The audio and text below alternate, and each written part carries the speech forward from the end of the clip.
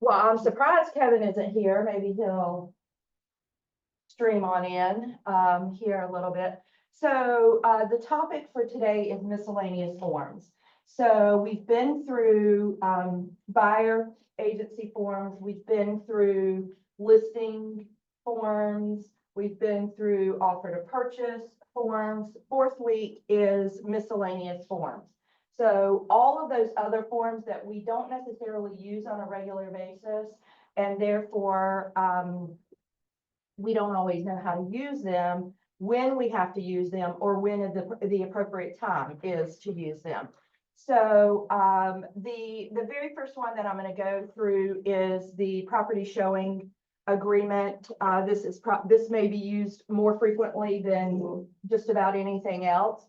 So this is when you don't have a buyer agency agreement. This is your ticket to get you across the threshold to show them a property.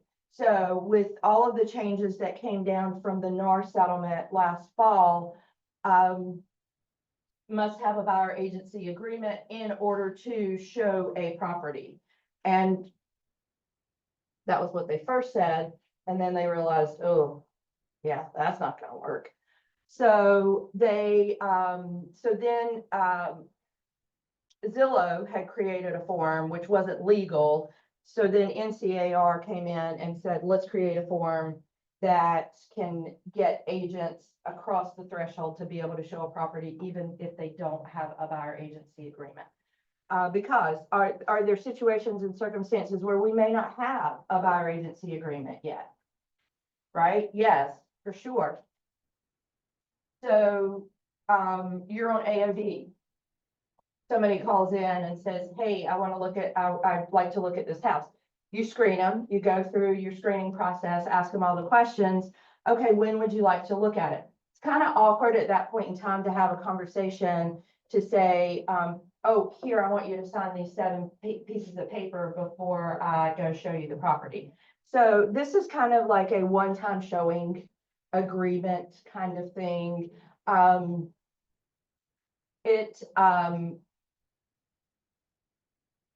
It can be for a day, so it doesn't have to be per property, per specific property. So let's say that the buyer wanted to look at a house in, I'm just going to say McIntosh, okay? And as you're driving to McIntosh, they're like, oh, did you see that other one that was for sale? So them signing this form allows you to show them for X period of time, typically a day. Or it might be a weekend. Let's say it's an out of town buyer that's just in town for the weekend. You've scheduled a couple of properties for them to look at over the weekend. It can be for that term.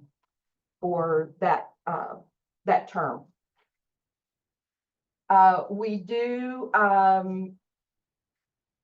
have to disclose what we expect to be paid. So same as in your buyer agency agreement, this is what we expect to get to be paid. The term of the agreement, they have or have not signed an agreement with another real estate agent. And then fee for showing services. So this is if you, within your business model, if you charge the buyer a fee for showing them the house.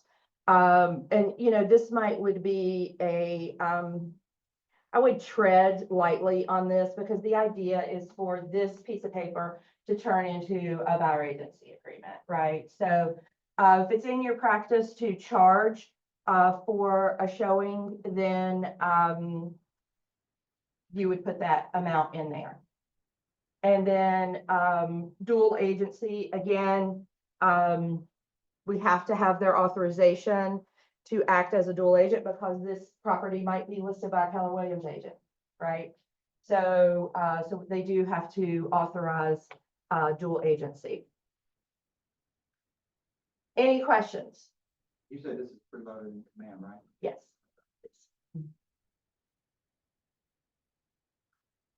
Yes, it's in your, it's an NCAR form.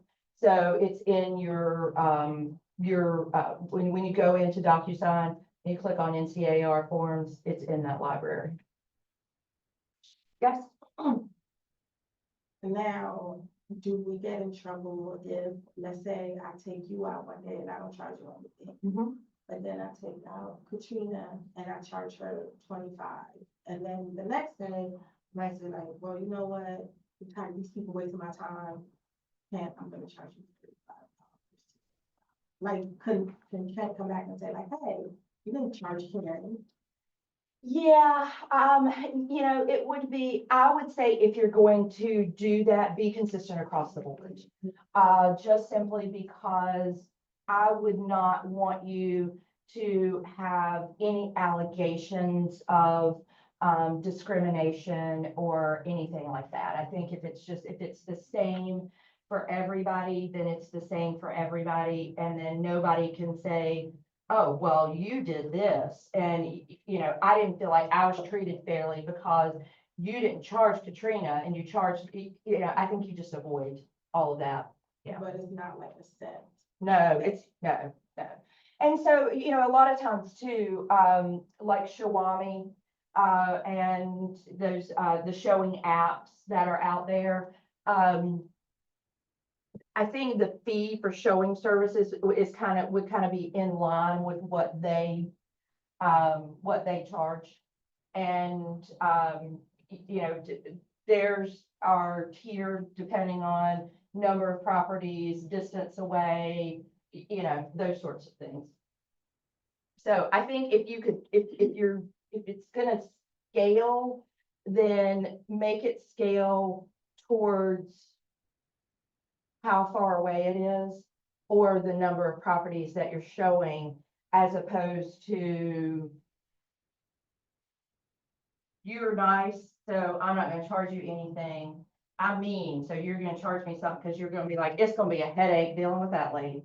So I'm, you know, that sort of thing, because then it can kind of get into, I feel like maybe a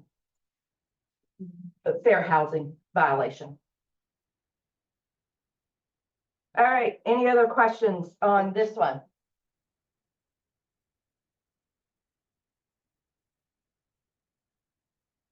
All right. The next one, well, okay, let me ask right now a question. Does anybody have a specific form that they have questions about that you'd like for me to go to in case we don't get through all of them? The compensation. Okay, The VA of them. So you just. VA. Doing the SHO, I wanna Okay. have a general overview. Yep, I got you. I'll do, I'll do compensation first and then we'll do VA. Okay, so this is the cooperative compensation agreement. This is when, so this would be, included with your listing agreement. So a document that you review with the seller while you are on your listing appointment. And so this is, what are we gonna get paid? And number one, we always want to select, you see it says check only one. The way that our firm practices, we always want to check the listing firm. So the listing firm agrees to pay the selling firm cooperative compensation. So in our listing agreement, we've had the listing agreement and it breaks it down in the listing agreement. The seller's gonna pay the firm 3% on the list side. And then down from that, seller authorizes the firm to cooperate and pay buyer agents, and then you insert the amount in there. So this is just the form that says, I'm the listing agent to let you know as the buyer agent, how much money you're gonna make. So We always want it to come from the firm, not from the seller. I will tell you, if you are selling an EXP property, this form is going to say that it's coming from the seller. So just know when you see that difference, that is where it is coming from, because that's their business practice. Our business practice is all monies come from the listing firm. Seller pays the list on paper. Seller pays the listing firm all of the money. The listing firm then pays the selling firm the amount. And so how much is it? So what amount in the listing agreement did the seller agree to pay cooperating brokers? In this case, it's gonna be a 6% listing, 3% going to the listing agent, 3% going to the buyer agent. I know, not a realistic number, yet one can dream, right?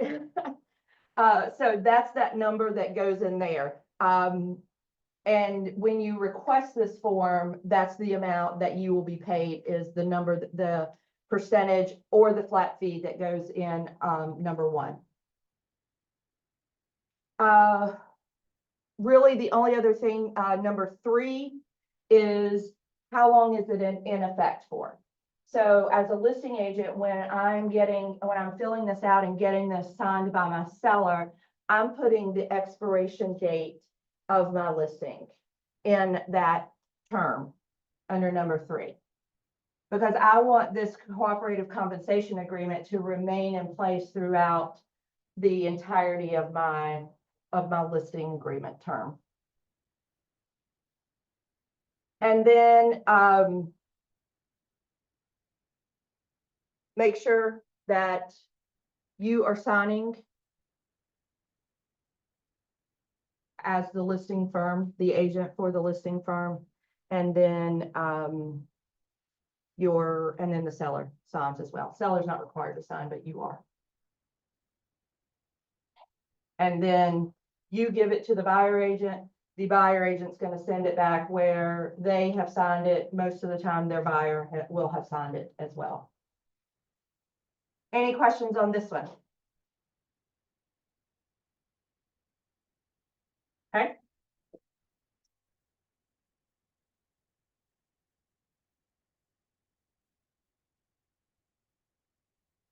All right, FHA VA addendum. So it identifies the property, identifies the seller and the buyer. And FHA and VA are both government loans. So they put it all on one piece of paper so that there wasn't one for FHA and one for VA, because they the similarities are very much the same. So for FHA, of course, you check the box for which one it is, not both, one or the other. And for FHA, you put the purchase price in there.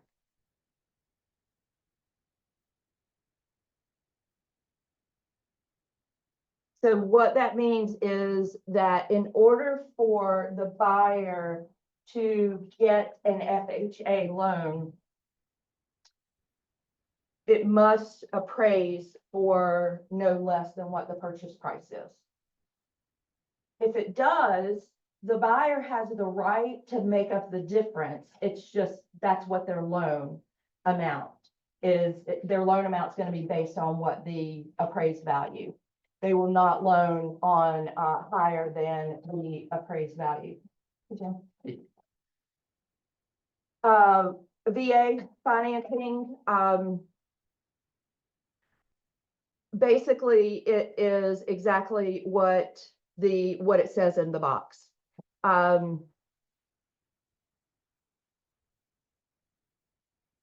It is, so let me read it to you, let it soak in, and then ask me what questions you have from there. It is expressly agreed that, I'll try to leave out some of the legal blah.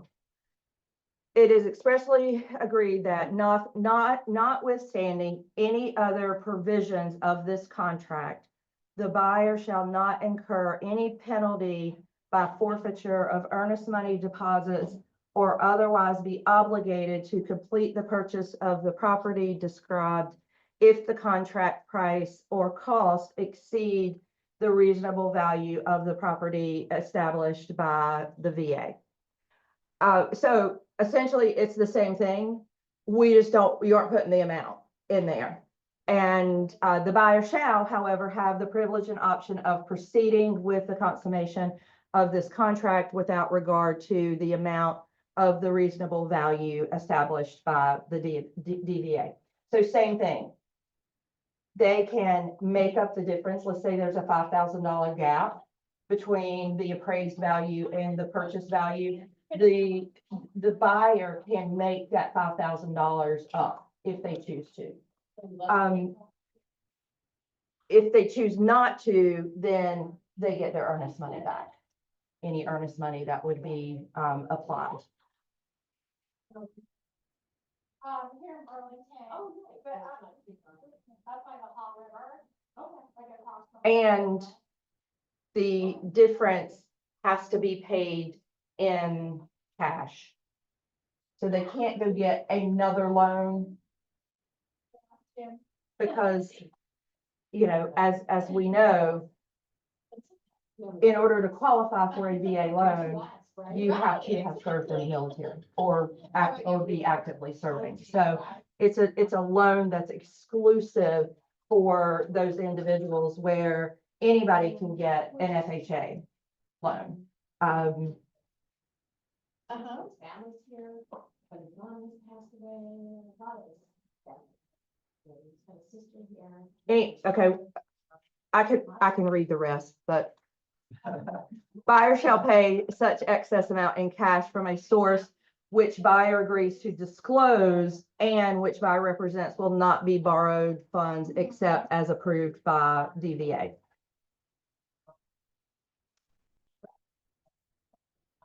If reasonable value of the property is less than the sales price, seller shall have the option of reducing the sales price to an amount equal to the DVA reasonable value, and the parties to the sale may close at such lower price with appropriate adjustments to the sales contract. So same thing with any, that's the case with any transaction. They just very succinctly put it in writing here because it is specific to a VA. Questions?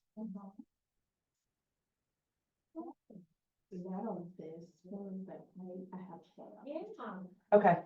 Any questions on this one before we move forward? You good? Okay. It is the one that you are requesting the repair. The DDRA. Due diligence repair agreement. Let's see if I have that one on here. So I travel a lot with roads and stuff.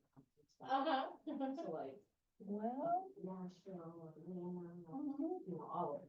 So. I have it on here. Okay. Okay, oh, wow. So, yeah. Oh, my gosh. Well, sounds like maybe Florida. You spent a lot of time down there already. Yeah, I'm in the process of getting licensed down there. My sister actually. Okay. I don't have it on here, but what's your question? I'm just, nothing. How do you- Just. Yeah. So on a DDRA, my recommendation is that you be very specific with the repairs that you are requesting. So when I say specific, not seller to repair items 11A through 14B per the attached inspection. Okay, let's be specific. What does 11A say? 11A says that there's a leaking toilet in the hall bathroom. So let's be specific. You can reference 11A, seller to have licensed plumber repair leaking toilet in hall bath. Does that make sense? Yeah, so just be as specific as possible, particularly if it requires a licensed professional. We want to specify that they provide receipt of those services by the licensed professional too, right? It's, it covers that, and Okay. yes, yeah, yes. Because the buyer has the right to inspect, and yes, we want to look at those receipts to know that they actually paid a plumber for it, not the handyman. Not that the handyman can't do it. And, I mean, it's fine. So like, if you, you know, if you were on a contract to buy my house and you said, you know, these things, these things, these things, these things by a licensed plumber. And I come back to you and I'm like, well, my husband's a contractor and he can take care of all of these things. Is that okay? And you say, sure, that'll be fine. And so again, just, you know, specifically state how because if you don't, then you don't know what you're getting. And then it's kind of like, well, we fixed it. You didn't specify. And so, especially with your systems. So electric, plumbing, HVAC, those sorts of things, then you want because they require a license. And, you know, if it's caulk, anybody can do that. I mean, you know, most people could be a handyman. You know, in other words, it doesn't require a licensed general contractor to caulk around the windows or, you know, whatever the case may be. And the other thing that I will say about the DDRA, more about the inspection versus necessarily the DDRA, is prepare your buyer that, now I want to let you know, this is going to be anywhere from a 70 to 100 page report. That does not mean, just because it's a big report, does not mean that there is that much wrong with the house. The home inspector is required to, it's a standard form that the state requires. And they're giving you information about the house, whether it's good, could potentially be a problem, or whether it's bad. So, you know, there's gonna be a report that the inspector went around and plugged his thing, the tester into every outlet. Hence the reason why the report is so long. So just prep them, because a lot of times it's like, oh my God. And then it's like, well, I want everything done. Well, no, okay, now let's be reasonable with, you know, if it's a Delta kitchen faucet and it's leaking, because they all leak, all Delta kitchen faucets leak, that's like $1.25 washer that you can get from Lowe's in order to, you know, so, not that we want to, minimize anything, because some things are more important to, you know, to buyers than others. Yeah, if we stay within, the three S's, so systems, safety, and structural, yes. Systems, safety, structural. So something wrong with my systems. So again, I go back to my HVAC, my electric, my plumbing. Systems, so those are the systems. Safety. The deck is rotten and I almost fell through it when I was walking on it. That's a safety issue. And then structural, of course, is anything that is either underneath the house or in the roof of the house. But be as specific as possible. Now, the other thing, sometimes you may do a DDRA and they come back, the seller comes back and says, I'm not fixing any of this stuff, but I'll give you a $3,000 credit for the buyer to do it after closing. Okay, so in that case, we want DDRA that states that, and then we also need agreement to amend, where we are changing so the DDRA is an internal document for us. That's what the agreement was.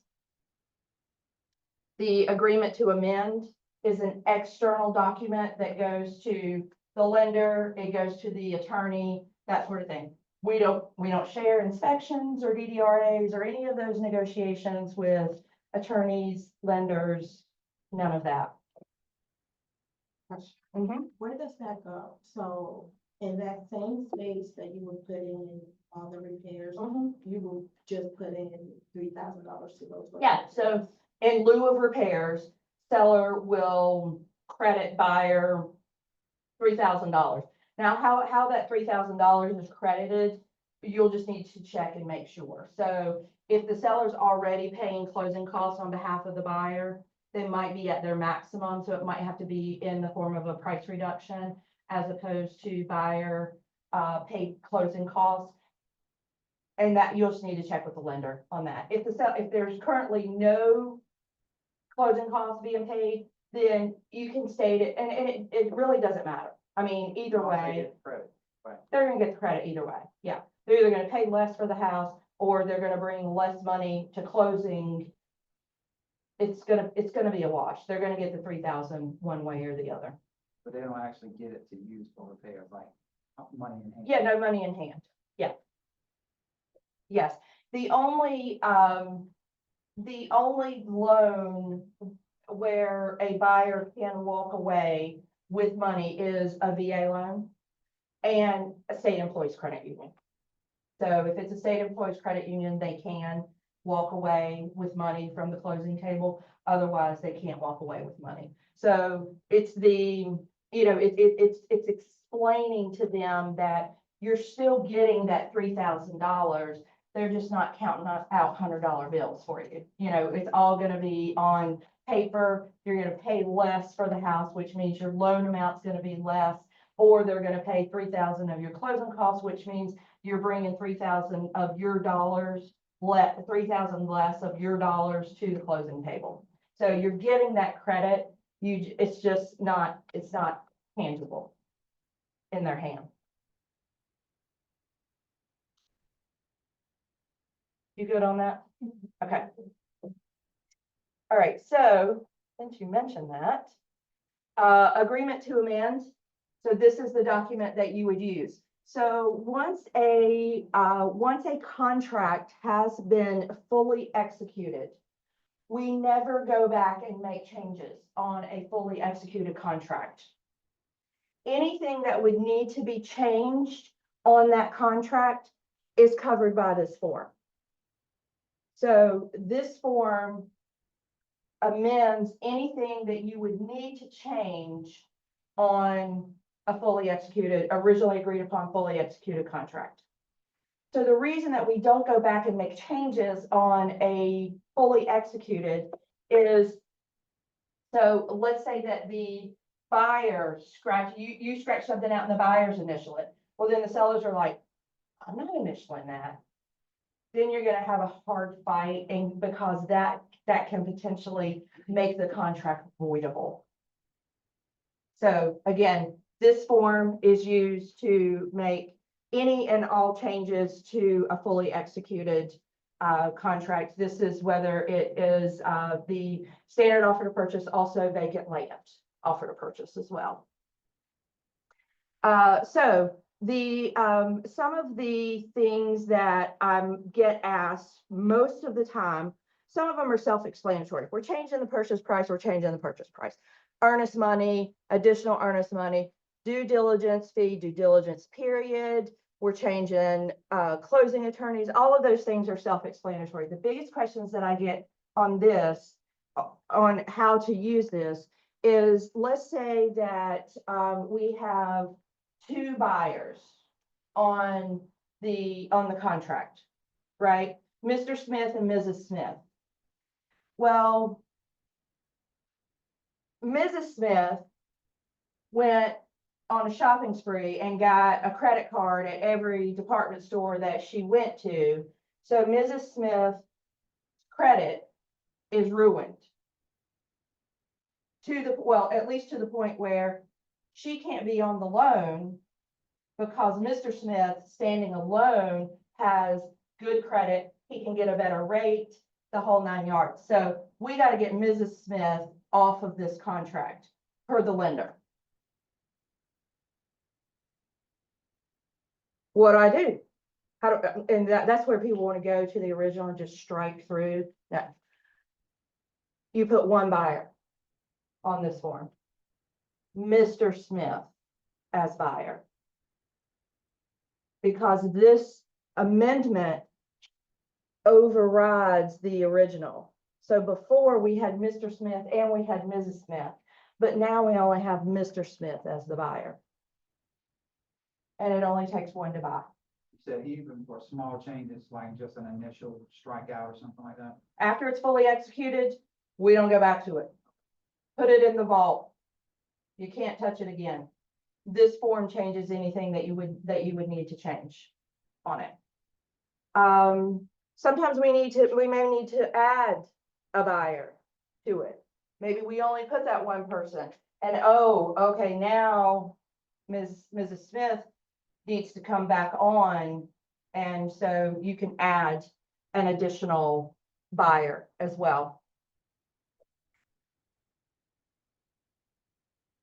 Settlement date, expenses. So this is where if we did the $3,000 in closing costs, this is where we would check expenses. It changed from $0 to $3,000. Would there ever be a time where you would have more than one of these? You can have multiple, yeah. One to override, one to you already wrote. They don't override each other. They are succinct. So it'll ask you which number it is. Okay. So this is number one. So we negotiated and we decided we're gonna do $3,000 in seller paid closing costs. Okay, so I'm gonna go ahead and do this one. Everybody signed it. It's in full effect. Then we find out, oh, well, we need to extend the closing date. Then you've got agreement to amend number two. So individually, they override the original. Yeah, I mean, you can have multiple ones. Just make sure you're numbering them. Because these get sent to the attorney because it has now changed the settlement statement in some way, shape, or form. Another question that I get asked and about this, it's not on here because you don't need it, is loan type change. It's not on here because it doesn't need to be amended on the contract because it's for informational purposes only.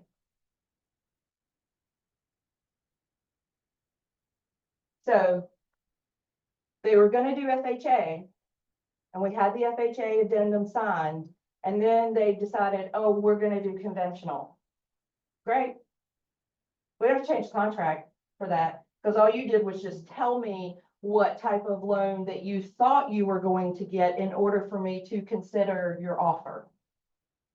Now, of course, if it changes from conventional to FHA, you still don't have to change the contract. You just have to sign the FHA VA addendum. Probably get it. Right. Hopefully the seller is okay with that. Well, if they've agreed to it, yes. I mean, you know, typically it's, yeah, but I've seen where sellers have put up a fight over it.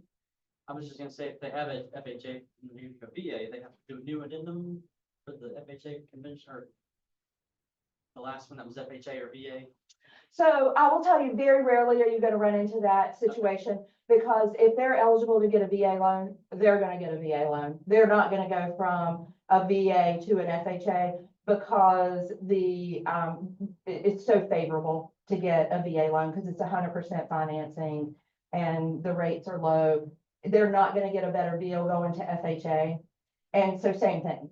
If you're eligible for VA, you're not going to start out with FHA and then go VA. It just doesn't make sense. If you run across it, it'd be one that I've never seen.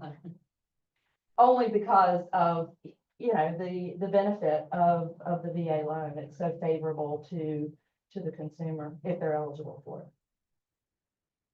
All right, any questions on this one? Okay. Point being, again, we need to take a buyer off or add a buyer. You use this form. There's not a box that you check that says remove this buyer. You just change who the buyer is to that one person instead of two. And, everything else, pretty self-explanatory. So if you have to remove a buyer, Mhm. they need to sign off on anything to, The other buyer does not, no. Yeah, they're gone. Yeah. So but that's a good point, though. So now when I'm just putting Mr. Smith, only Mr. Smith signs this agreement to amend. Because Mrs. Smith is not part of the contract anymore, even though she signed the original, but now we removed her.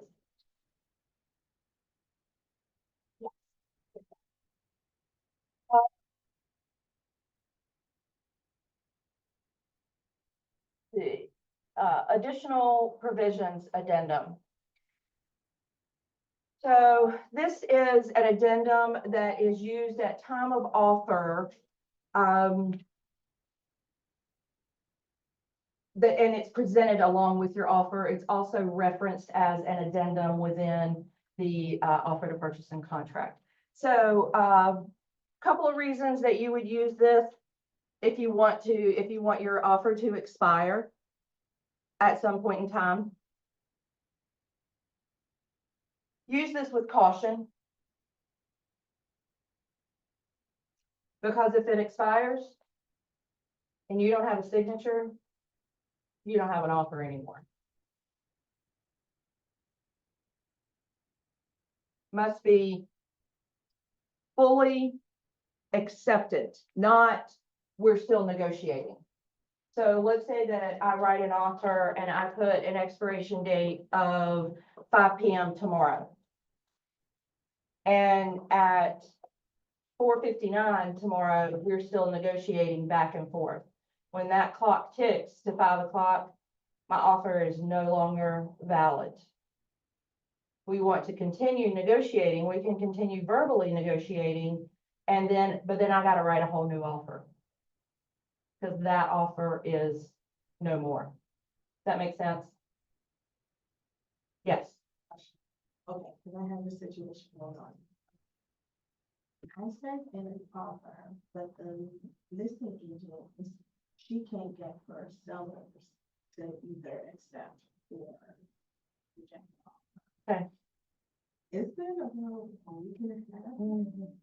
And I don't really know what to do, like if I should, I guess, terminate the offer, or if I should just leave it there a little longer, or if I should just wait until there's a response. Yeah, so it depends on what your buyer wants to do. If your buyer is in a situation that they're like, well, we can't keep waiting on the seller, we got to move forward, then continue showing them properties.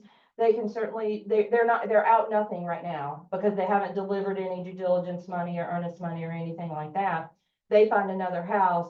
Let's make an offer we want to make an offer on this house because we don't know if we're, going to be able to get the other one. And they go under contract on this house, you just withdraw the other one. Yeah. Just notify the agent that you're withdrawing. I would notify the agent before the, once there's acceptance. In other words, I don't want them to get in a situation where now they're under contract with 2 properties, which, I mean, there would be ways to get out of that, but, so it has to be timely, like not too soon, because what if the offer is not accepted over here, but not too late at the same time. Now, is there a form for that? Something they need to sign? That's just a verbal, email. Okay. Please withdraw, my buyer would like to withdraw their offer. Yeah, there's not a, believe it or not yet. Yeah. There is not a form. But you need to get something back from them saying that they received that No, email? you just have to send the email. Okay. Yep. Because that's communication. You communicated, whether they read their email or not, that's not your problem. You communicated it, and that's, at that point in time, your responsibility ends.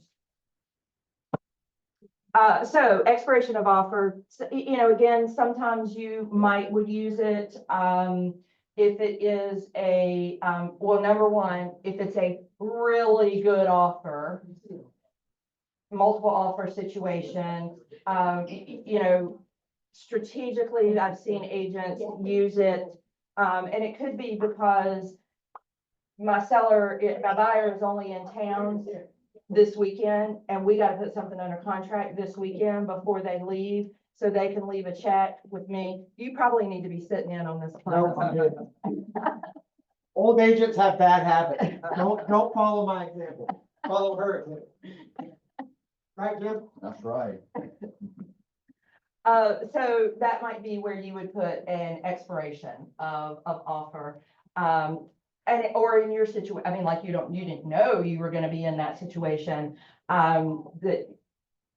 Yeah, it's because right now you're just kind of like your offer's just hanging out there and you don't know what's going on with it. So expiration of offer. So this additional provisions addendum can be used for both the vacant land and residential offer to purchase. Septic system installation modification. Buyer intends to obtain an improvement permit or written evaluation from the county for a conventional or other ground absorption sewage system for a X number bedroom home. So let's say that I'm purchasing a lot or a piece of land, and it has to perk for a 4-bedroom, or I'm not buying it. So that's where you would use the additional provisions to indicate the number of bedrooms that it would need to perk for. Rental income investment property. So this is where you are buying a property that currently has a lease on it, has a tenant in it, and you're buying the property with the tenant. So you're buying that lease as well. So this is requesting that the seller, because you're requesting it, yet the seller is obligated to deliver any copies of leases, rent rolls, anything like that that's requested by the buyer. The seller's obligated, and so you just insert the date of which those should be delivered, and then also the property management company, because the property management company owns that lease as well, and so the new buyer can't come in. They have to work. They're buying everything. So if there was a 1-year agreement with the property management company, they have to honor that 1-year agreement. So they obviously would need to know who the property management company is. Again, this is investment properties. This is when you're gonna see this. This is any agreed upon repairs or improvements, and this is at time of offer. So let's say that let's say that there's a broken window when you show it, and you're gonna make an offer, and the seller says, we know the window is broken, we're getting it fixed, we've ordered the window. Agreed upon repairs. Seller agrees to repair kitchen window, palladium window, whatever it is, prior to the settlement date. Even though they said they would, now they've signed they would. And said and signed, obviously two very different things. Don't worry about it. Yes, it is. Or anything else that, so if we were to see something that, needed to be repaired, like the deck that has a hole in it because when I stepped on it, I fell through it, that would be asking them to repair the deck. So that's at time of offer. Manufactured home, if it has a manufactured home on it, you would include the VIN and then a year and model of the mobile home, pool spot inspection, preparation. Any pool spot inspections buyer may choose to conduct shall be at buyer's expense in accordance with the contract. So the buyer has to pay for that. any costs associated with putting the pool spot in operable condition so that it may be properly inspected, including but not limited to pool spa cover remover, filling it with water, operating electricity, filtration system, and any costs associated with any necessary re-winterizing of the pool following any inspection shall be the responsibility of. And so this is where it's agreed upon. Is it the responsibility of the seller or is it the responsibility of the buyer? Who's going to pay for it? Okay, so we've got to de-winterize it.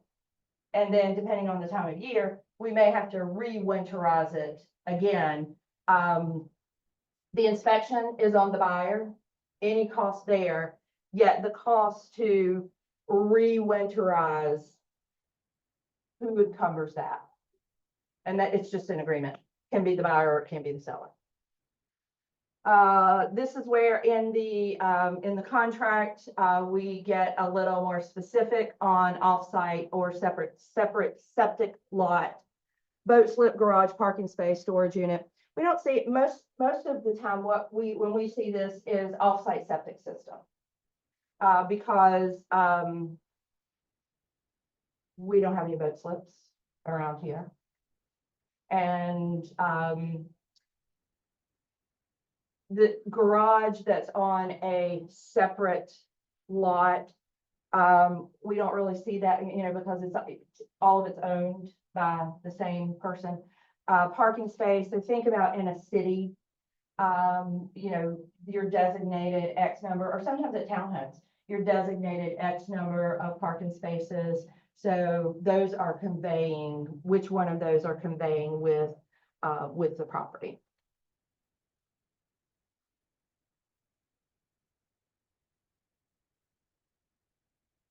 Any questions on this one? What if you fill this out, set up a DDR? I think that's what I need. So this is at time of offer. This can't be added later. So this comes at the time of the offer, and we reference the addendum within the offer.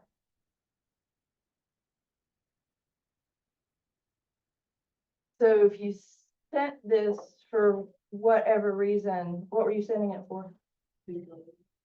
What, oh, so you sent it for the agreed upon repairs and improvements? Yeah, you need to send a DDR. You sent the wrong one.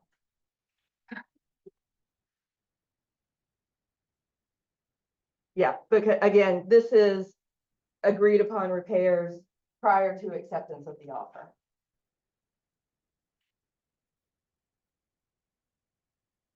Okay, it happens. There's a lot of forms. I see people send the wrong ones a lot at home.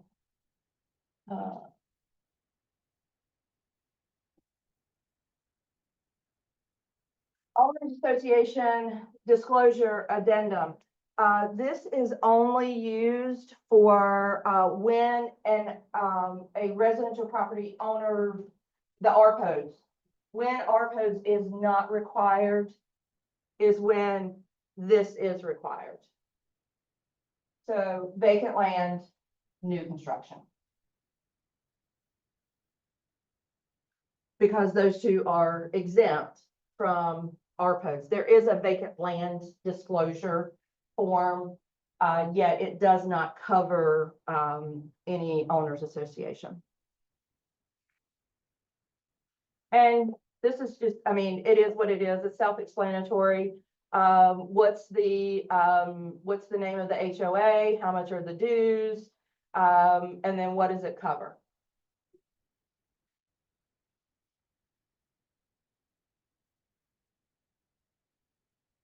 Also a disclosure, no other dues, fees, or special assessments that are in place. There are no unsatisfied judgments against the property.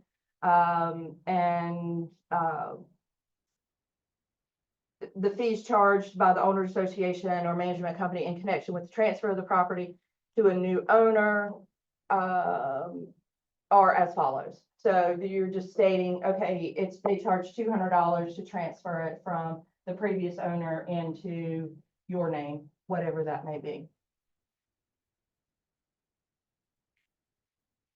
Any questions on this one? So I guess it is 200, right? We was talking about that last week with Pete. Remember he was saying? No, I just threw 200 out. Oh, okay. got it. Yeah, I just threw that number, yes, yeah, I just threw that number out, just because Pete said that last week, yes.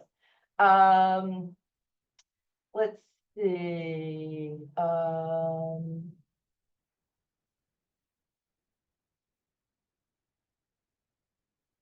professional services disclosure and election. So this is a form that is required when you're on the buyer side. Not required when you're on the listings side, unless the seller engages in any of these services. And then I would certainly get it. They should have called it, instead of the PSD, professional services disclosure, they should have called it the CYA disclosure, because that's exactly what it is. It's just, and I have been, the first time around, when I was broker in charge the first time around in this office, this literally saved our butts and the agent's butts, because the buyer waived the right to get a survey, and it was signed on this piece of paper. And they tried to come back, and they wanted us to buy the house back. Yeah.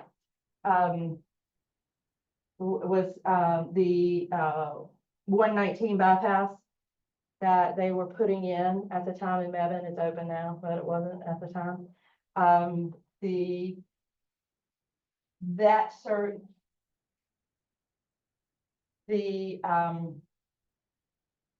easement was larger than they thought that it was. And so they put a fence up, and they had to move their fence because it was within the easement of the DOT. So without getting into a whole lot of details, this form right here saved our tails. Nobody had to go to court. Nobody had to pay E&O, none of that, because we had this form. That's the reason it's required on the buyer side. So they either waive it or they select it. Who orders it and who it is. So accountant, CPA, tax advisor.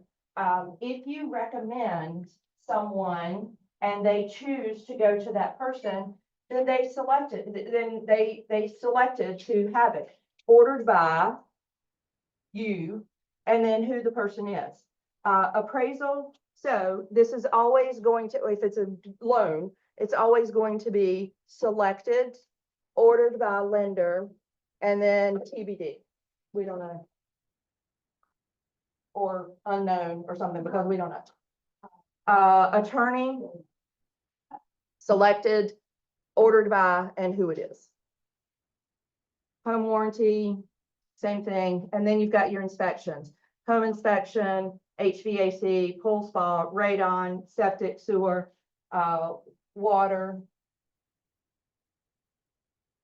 and any pest inspection, and then any re-inspections. So on you can see on these inspections and any other why this would be important for the buyer to acknowledge which side, right? Because we have another situation right now that the buyer said, I don't want to have my home inspection.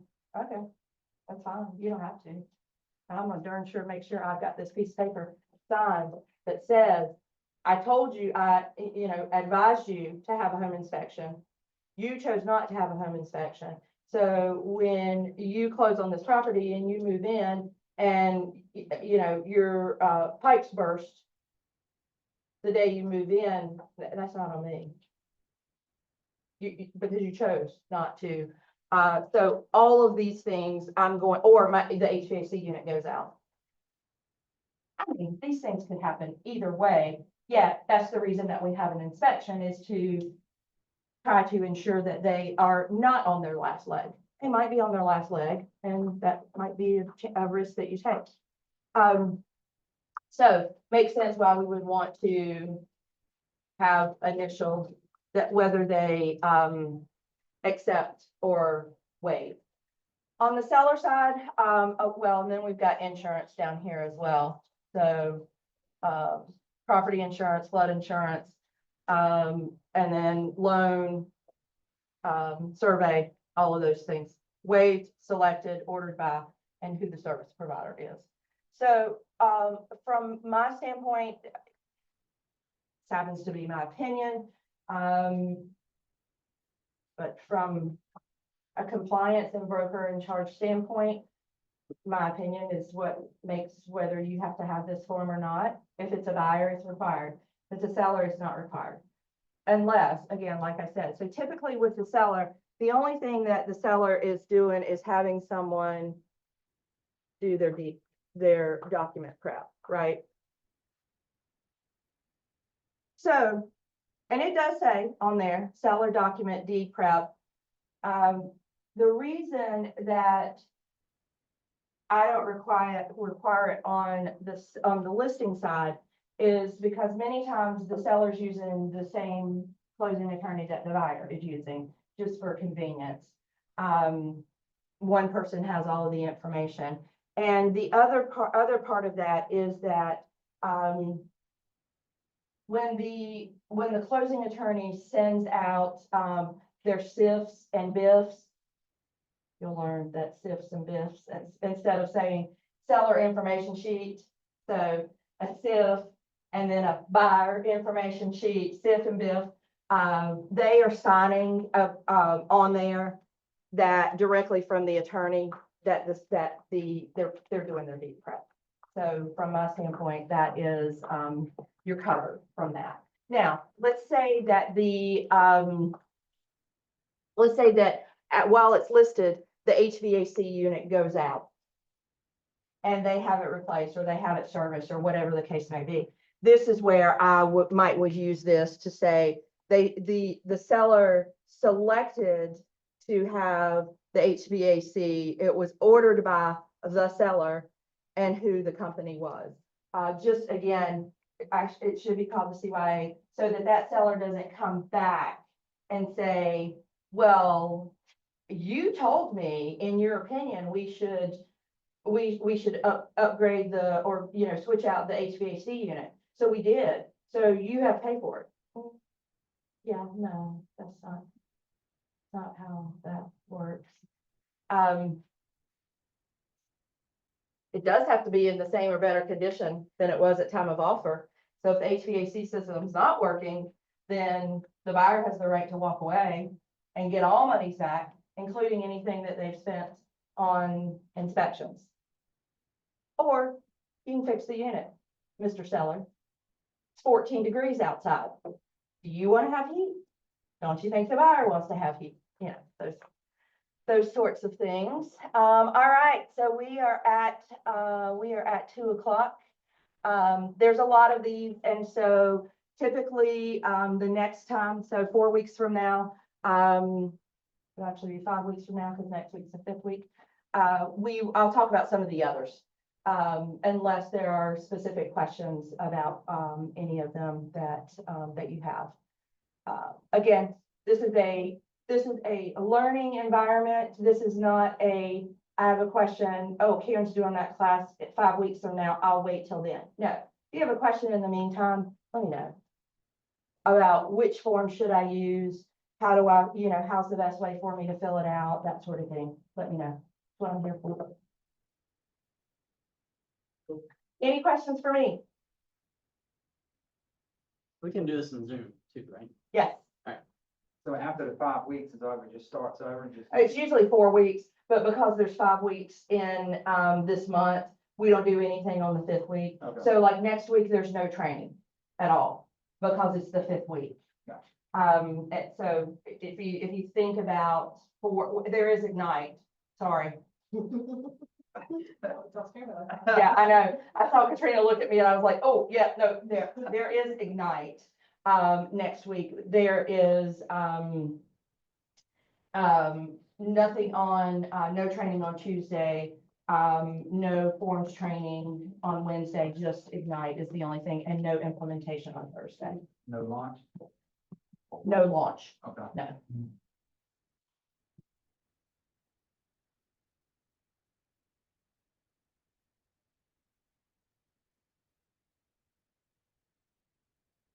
All right, thank you all for being here. Thank you. Yes, thank you. I know, like bring a pillow or something.